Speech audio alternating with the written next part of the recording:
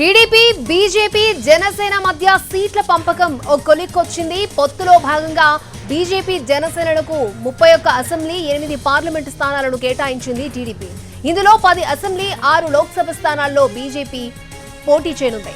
మొన్నటి చర్చల్లో 6 అసెంబ్లీ 6 లోక్సభ స్థానాలు ఇస్తామనే ఒప్పందం కుదరగా మరొక 4 అసెంబ్లీ సీట్లు పెరిగాయి. బీజేపీకి ఇచ్చేందుకు జనసేన 3, టీడీపీ 1 అసెంబ్లీ స్థానం వదులుకుంది.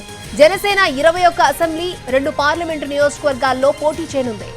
మొదట బీజేపీకి 6 అసెంబ్లీ స్థానాలు ఇవ్వాలని అనుకున్నారు. అయితే ఇవాల్టి చర్చల్లో డబుల్ డిజిట్ కోసం షెకావత్ పట్టుబట్టారు. ఆశావహులు ఎక్కువగా ఉన్నందున సీట్ల పెంపకాన్ని డిమాండ్ చేశారు. దీంతో జనసేన టీడీపీ త్యాగం చేయాల్సి వచ్చింది.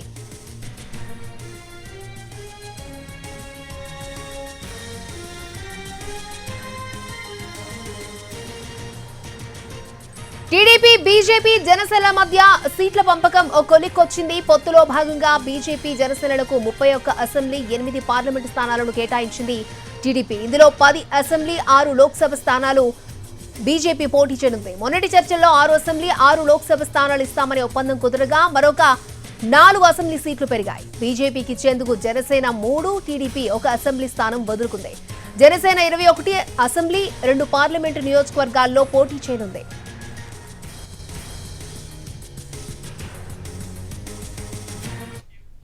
రైట్, 3 అసెంబ్లీ సీట్లను జనసేన తగ్గించుకున్నట్లుగా తెలుస్తోంది. రైట్, ఇదే అంశానికి సంబంధించి మరిన్ని అప్డేట్స్ మా ప్రతినిధి పిఎంఆర్ చంద్రశేఖర్ లైవ్ లో అందించడానికి సిద్ధంగా ఉన్నారు.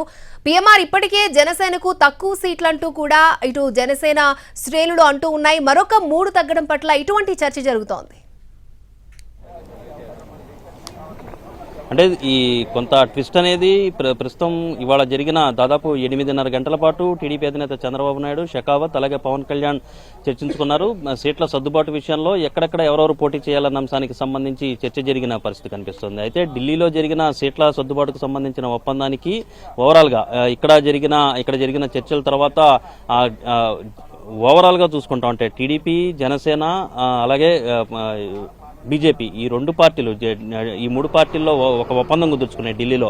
మొత్తంగా 30 సీట్లను అటు జనసేనకు బీజేపీకి కలిపి 38 అంటే 30 అసెంబ్లీ సెగ్మెంట్లను అలాగే 8 పార్లమెంట్ సెగ్మెంట్లను పొత్తుల్లో భాగంగా వీళ్ళిద్దరికీ కేటాయిస్తున్నట్లుగా బీజేపీ జనసేన కేటాయిస్తున్నట్లుగా ఒక అంగీకారానికి వచ్చారు. సో వీళ్ళల్లో ఏదన్నా అడ్జస్ట్మెంట్ ఉంటే కనుక అది ఆయా పార్టీలు, ఆ 2 పార్టీలకు సంబంధించిన చర్చల్లో భాగంగా ఇది జరుగుతుంది అన్న అభిప్రాయాన్ని వ్యక్తం చేసిన పరిస్థితి మొన్న ఢిల్లీలో జరిగిన పరిస్థితి. సో దాంట్లో భాగంగా 24 సీట్లలో జనసేన పోటీ చేస్తుంది. అలాగే 6 అసెంబ్లీ సెగ్మెంట్లో బీజేపీ పోటీ చేస్తుంది. ఇక పార్లమెంట్ విషయానికి వచ్చేసరికి 6 స్థానాల్లో బీజేపీ, 2 స్థానాల్లో జనసేన పోటీ చేస్తుందన్న ఒక ఒప్పందానికి వచ్చిన పరిస్థితి కనిపిస్తుంది. సో ఇవాళ తాజాగా జరిగిన చర్చల్లో జనసేన పార్టీ నుంచి 3 సీట్లు కోతపడ్డాయి. అలాగే టీడీపీ నుంచి 1 సీటు కోతపడి మొత్తంగా 4 సీట్లు అదనంగా 4 సీట్లు అసెంబ్లీ సెగ్మెంట్లు బీజేపీకి వెళుతున్నాయి. పార్లమెంట్ సెగ్మెంట్లో అయితే ఎటువంటి మార్పు లేదు. సో ఈ నేపథ్యంలో బీజేపీ మొత్తం 10 అసెంబ్లీ స్థానాల్లో పోటీ చేయబోతోంది. అలాగే 8 పార్లమెంట్ స్థానాల్లో పోటీ చేయబోతోంది. ఇది జనసేనకు కొంత క్లిష్టతరమైన అంశంగానే కనిపిస్తోంది. క్షేత్రస్థాయిలో ఇప్పటికే సీట్ల సర్దుబాటు విషయంలో తమకు అన్యాయం జరిగిందని తెలుగుదేశం పార్టీ పొత్తుల్లో భాగంగా తమకు తక్కువ కేటాయించిందన్న అభిప్రాయం అయితే జనసేన పార్టీకి సంబంధించిన శ్రేణుల్లో ఉన్న ఈ సందర్భంలో మరికొన్న 3 సీట్లు కోత వేయడం అనేది జనసేన శ్రేణులకు కావచ్చు, కాపు సామాజిక వర్గానికి కావచ్చు కొంత ఇబ్బందికరమైన అంశంగానే కనిపించే అవకాశం ఉంటుంది. అయితే దీనికి సంబంధించి ఇంతసేపు కసరత్తు చేసిన వ్యవహారం కూడా ఈ సీట్ల సర్దుబాటు వల్ల ఎటువంటి నష్టం జరగకూడదు, క్షేత్రస్థాయిలో కూడా ఎటువంటి ఇబ్బంది జరగకుండా చూసుకుంటామన్న దిశగా అన్న ఉద్దేశంతోనే ఇంతసేపు కసరత్తు చేశామని పార్టీ వర్గాలు చెప్తున్నాయి. సో దీంట్లో భాగంగా అంటే ఈ చర్చలు జరుగుతున్న సందర్భంలోనే కొంతమంది క్షేత్రస్థాయిలో ఎవరైతే ఆశావాహులు ఉన్నారో వాళ్ళతో కూడా సంప్రదింపులు జరిపినట్లుగా మనకి 2 పార్టీల నుంచి అందుతున్న సమాచారం మనకు తెలుస్తోంది సౌజన్య. సో ఈ క్రమంలో ఎటువంటి ఈ రకమైన అవుట్పుట్ అయితే వచ్చింది. సో ఈ క్రమంలో జనసేన పార్టీ శ్రేణులు అయితే కొంత అసంతృప్తితో ఉంటాయన్న చర్చ అయితే మీరు చెప్పినట్లుగానే అది కొంత వాస్తవమే. సో ఈ క్రమంలో దీన్ని ఆ పార్టీలు ఏ విధంగా డీల్ చేస్తాయి, జనసేన కావచ్చు, టీడీపీ కావచ్చు, బీజేపీ కావచ్చు, ఏ విధంగా డీల్ చేస్తాయి అనేది కొంత ఆసక్తికరమైన ఉత్కంఠతను రేకెత్తించే అంశంగానే కనిపిస్తుంది. ఇప్పటికే వైసీపీ నుంచి పెద్ద ఎత్తున విమర్శలు వస్తున్నాయి. కేవలం 24 సీట్లకే జనసేన పార్టీని పరిమితం చేశారనుకుంటున్న ఈ సందర్భంలో ఇప్పుడు బీజేపీ కోసం మరొక 3 స్థానాలను తగ్గించుకోవడం అనేది ఆ పార్టీ నాయకత్వానికి, పవన్ కళ్యాణ్కి ఆయన ఏ విధమైన జవాబు చెప్పుకుంటారు, ఏ విధమైన వివరణ ఇస్తారనేది కొంత ఉత్కంఠతను రేకెత్తించే అంశం దీని పట్ల జనసేన శ్రేణులు ఏ విధంగా రియాక్ట్ అవుతాయన్న ఆందోళన అయితే జనసేన వర్గాల్లో చాలా స్పష్టంగా కనిపిస్తున్న పరిస్థితి ఉన్నప్పటికీ ఓట్ల చీలిక జరగకూడదు అనే ఉద్దేశంతో మూడు పార్టీలు కలిసి వెళ్తే ఖచ్చితంగా అధికారంలోకి వస్తాము, 2014 కాంబినేషన్ ఉంటుందన్న ఉద్దేశంతోనే కొన్ని సీట్లు తగ్గించుకోవడానికైనా సిద్ధమని గతంలోనే ప్రకటించిన పరిస్థితి పవన్ కళ్యాణ్ వైపు నుంచి కనిపించింది. వాస్తవానికి ఢిల్లీలో ఈ చర్చల సందర్భంగా జరిగిన